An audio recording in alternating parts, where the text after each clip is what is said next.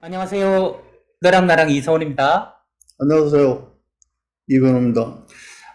정말 이전 시간에 이중성에 대해서도 마지막에 따끔한 한 말씀을 해 주셨는데, 예전에 기여 입학금 제도 이런 것도 논의가 된 적이 있습니다만, 그 뒤에 좀 반대 부딪혀서 시들시들해졌다는 생각도 들고, 꼭 그것뿐 아니라 우리가 이제는 좀 더, 경제적으로 앞선 나라답게 이 정신적으로 좀 성숙한 나라가 되면 좋겠다 하는 소망을 저도 개인적으로 가져봅니다.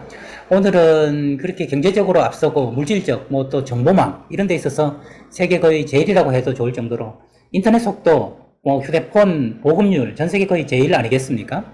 그래서 이전에 선생님께서 말씀해 주셨던 그 중국에서 노인이 내가 차를 타면 습관이 될 수 있다 하시는 말씀이 있었는데, 오늘 질문은 역으로 차를 타면서도 행복할 수 있는 비결은 무엇일까? 그러니까 굉장히 편리하고 쾌적함 속에서도 불행한 것이 아니라, 브루나이 공화국처럼 되는 게 아니라 행복할 수 있는 비결. 그러니까 꽁도 잡고 매도 잡고 마는 것처럼 편리하기도 하고 행복하기도 하고, 분명히 그 방법도 있을 텐데 이거 금상첨화 아니겠습니까? 물질적으로도 풍요롭고 정신적으로도 굉장히 성숙하다면, 평화롭다면 둘 다 좋은 건데, 그게 균형 잡기가 어렵긴 하지만 그 물질적으로도 괜찮고 정신적으로 괜찮으려면 어떤 마음가짐, 어떤 지혜가 필요할까요, 선생님?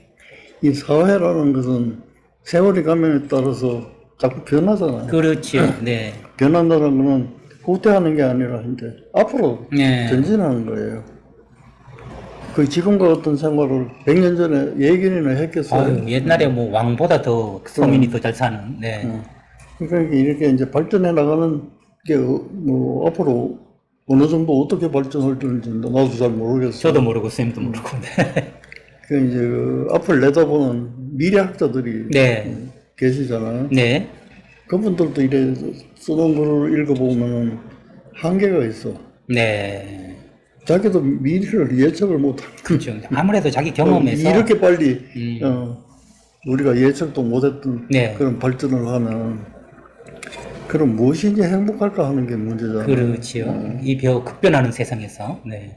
행복은 주관적인 거니까 자기가 아무것도 없어도 행복하다고 생각하면 행복이에요. 그렇지요. 그러니까 이제 그걸 객관화해서 그래도 많은 사람이 그건 행복하겠구나 라는 것을 인식하자면 그래도 어떤 기준이 있어야 될 거잖아요. 그렇죠. 네. 그럼 기준이 나와 있는 건 없지만 나는 내 마음속으로 어떤 생각을 하고 있냐면 적어도 지금 사회, 네. 내가 살고 있는 이 사회의 미니멈, 그걸 호화롭게가 아니라 네네. 내가 유지할 수가 있는 수준이면 그거는 행복하다고 생각해요. 네. 그걸 선생님께서 책에서도 말씀해 주신 소셜 미니멈. 그런 네, 소셜 미니멈. 그 최소. 미니멈을 내가 강조하는 것은 네네. 과한 것은 모자란것도 못하기 때문에 예. 미니멈이라는 말을 쓴 거예요. 사실 선생님이 이 말씀 속에는 우리도 모르게 좀 과한 욕심을 부려서 항상 소셜 맥시멈을 추구하려는 그런 세태에 대해서 맥시멈이 아니라 미니멈으로 가야 된다. 그래서 최소한 갖춰야 되는 것만 갖춘다면 거기서 내가 행복을 느끼는 마음이 필요하다라는 거는, 이전에 선생님 그런 얘기, 이 책이 이제 샘터사에서 연락이 왔습니다. 지금 편집이 들어갔고요. 들어가서 가을쯤에 낙엽이 이제 물들기 시작할 때쯤 한 10월 초 중순쯤에 이 책이 나올 것 같습니다. 책 제목은 아직은 미정이라고 합니다. 원래는 마음대로 안 되는 게 인생이라면 투로 하려고 했는데 또 좋은 제목이 있으면 그 제목으로 가져갈까 하고 책이 좀 일부 내용이 바뀌었지 않습니까? 바뀌어서 분량도 바뀌고 이전보다 글밥이 훨씬 짧아지고 선생님께서 제가 책을 쓸 때 한 페이지에 다 들어가도록 이번에 한번 써봐라 하시는 말씀을 하셔서 그걸 지금 한 120곡씩 보냈기 때문에 그게 이제 걸러지면 한 100곡지 내외로 책 한 권이 뚝딱 나오지 않을까 저는 그런 생각을 하고 있는데요. 거기서도 나온 이야기입니다만 우리 손주가 그 폐유지 죽고 가는 할아버지를 보고 할아버지, 저 할아버지도 행복할까요? 라고 했을 때 선생님께서 행복하지 라고 말씀을 하셨다는 걸 책에 실었었거든요. 그 사람이 소셜 미니멈이 되고 폐유지 하나라도 더 주우면 오늘은 하나 더 많네? 하고 행복할 수 있으니까 우리 손주 기준으로, 우리 기준으로 저 할아버지가 불행하다 이렇게 판단해서는 안 된다 말씀하셨는데, 그 할아버지에게도 고관대적에게도 나는 소셜 미니멈을 지금 하고 있는가, 그리고 그 정도 됐으면 나는 행복한 거다 하는 마음 자세가 중요하다 이 말씀으로 받아들여지네요. 네. 그러면 저도 참 행복한 사람인데요. 근데 얼마 전에 텔레비를 보니까 네. 그 이제 폐지를 줍고 이제 그런 뭐 고물 같은 걸 네네네. 주워가지고 팔고 이래가지고 이제 평생 모은 돈이에요. 네. 뭐 1억인지 뭐 2억인지는 모르겠다. 억자가 들어가. 아이고 정말 열심히 모으셨군요. 네. 그렇게 그럼 폐지 팔아가지고 억자가 붙자면 어떤 노력을 해? 먹지도 않고 제대로 먹지도 않고 제대로 쉬지도 않고 죽어라 개미처럼 일해서 그러게. 평생을 모은 돈 아니겠습니까? 피 같은 돈일 텐데. 그 돈을 네. 뭐 어느 학교인지 모르겠는데 학교에 기부해서 네. 후학을 키우는 장학금으로 써달라고 야. 전액 기부했어. 전에. 전액. 네. 아, 이걸 가지고 우리 가족이 저녁 먹는 시간에 한번 토론이 토론거리가 충분히 되네요. 네. 자기도 좀 먹고 해야지. 그렇지. 전액이라는 게. 어. 자기는 먹지도 않고 말이지. 먹는다고 해도 최소한 먹고. 그지 밥이라 할 것도 없어요. 그래서 생명 유지를 위해서 아, 먹고. 그래가지고 모은 돈을 말이지. 전에 갖다 준다.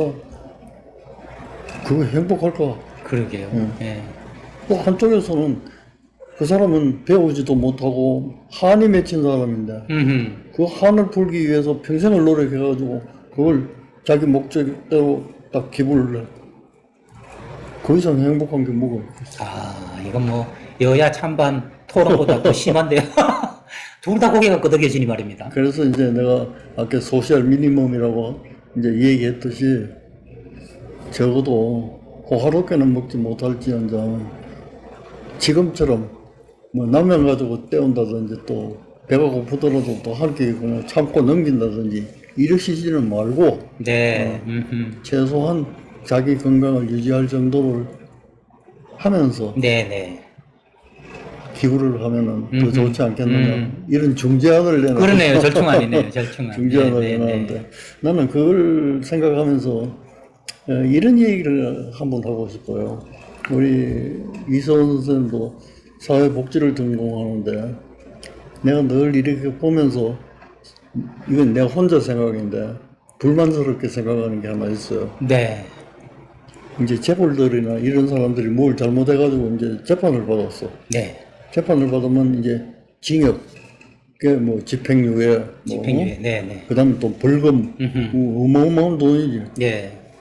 그리고 또 붙어 나가는 게 하나 있어요. 뭔지 알겠어요? 사회봉사? 사회봉사. 네. 나는 그거는 마땅치 않다고. 네. 사회봉사 한다고 그러면서 또 이제 사진반에 가서 그걸 찍어요. 네. 어두운 몸짓으로 말이지. 뭐 이래 봉사하는 채 쇼를 하는 거예요. 네. 나는 그런 쇼를 해도 괜찮아요. 그런 것까지 문제 삼는 건 아닌데 사회봉사를 징벌적인 명령으로 해서는 안 돼요. 아, 그러네요. 그러네요. 네. 사회봉사라는 것은 자발적이고 즐겁게. 진정성이 있고 말이에요. 즐겁게 해야 되는 거예요. 네. 그런데 그걸 징벌의 수단으로 써서는 안 된다. 네네. 그러면 사회복지라는 이미지가 아하. 징벌적인 거예요. 예. 네. 한 번도 그전에는 그런 생각을 못 해봤는데, 그래서 선생님. 그래서 나는 그런 점에서 절대로 뭐 법에 있으니까 그런 걸 다 판단하시겠지만 네네네. 이건 내 개인 생각인데 네. 제발 사회 봉사를 징벌적인 걸로 처분해서는 네네. 안 되겠다. 네. 그런 걸 전문가들이 한 번쯤 생각해 주시면 어떨까? 네. 저도 뭐 전문가의 그 분야의 전문가의 한 사람인데, 진짜 한 번쯤이 아니라 10번쯤 생각해야 하고, 그런 정책 관련된 분들을 만날 때마다 선생님 이 말씀을 전하도록 노력하겠습니다. 저도 가정폭력 상담을 오래 했는데, 가정폭력 보호처분에 사회봉사명령이 반드시 그러겠죠. 들어있습니다. 그러니까 아내를 때리고 남편을 때리고 자식을 때리면 그 벌로 사회봉사를 해야 된다. 그래서 그 사회봉사를 떠날 때 보호관찰소에서 미니버스에 15명을 우겨 넣듯이 넣거든요. 그럼 그때부터 욕이 나오기 시작해요. 그러니까 기왕 네. 사회봉사를 명령할 것 같으면 네네. 말을 바꿔가지고 아내한테 봉사하세요. 아내한테 봉사하세요. 네. 이거는 징벌이 아니잖아요. 그렇죠, 그렇죠. 네. 선을 권하는 거거든. 권선, 예. 그러나 징벌적인 거는 뭐 6개월 동안 몇 시간 뭐 100시간 사회봉사 명령 뭐 이렇게 하니까 사회봉사 이래 뿌리니까 이거는 벌 주는 거예요. 봉사가 벌이다. 사회봉사가 벌 주는 수단이 아니에요. 네. 이건 오늘 선생님과 나누려는 주제가 아니었지만 훨씬 더 중요한 사회적 의미를 지닌 말씀인 것 같아서 저희 너랑나랑에서 이런 얘기까지 할 수 있었다는 게 저는 자랑스럽습니다. 네, 정말 소셜 미니멈이라는 것과 뭔가 봉사하는 삶을 징벌적으로 가서는 안 된다 하는 굉장히 근간이 되는 말씀 오늘도 새겼습니다. 정말 정책 기반이나 전문가들도 저도 그 중에 한 사람입니다만 좀 새겨듣고 보다 성숙한 사회가 되기 위해서는 꼭 짚고 넘어가야 될 봉사에 대한 새로운 시각 말씀해 주신 것 같습니다. 감사하면서 오늘 대담은 이 정도로 정리를 하고 다음에 또 여러분들을 뵙기로 하겠습니다. 저는 지금까지 이성원이었습니다. 다음 시간에 뵙겠습니다.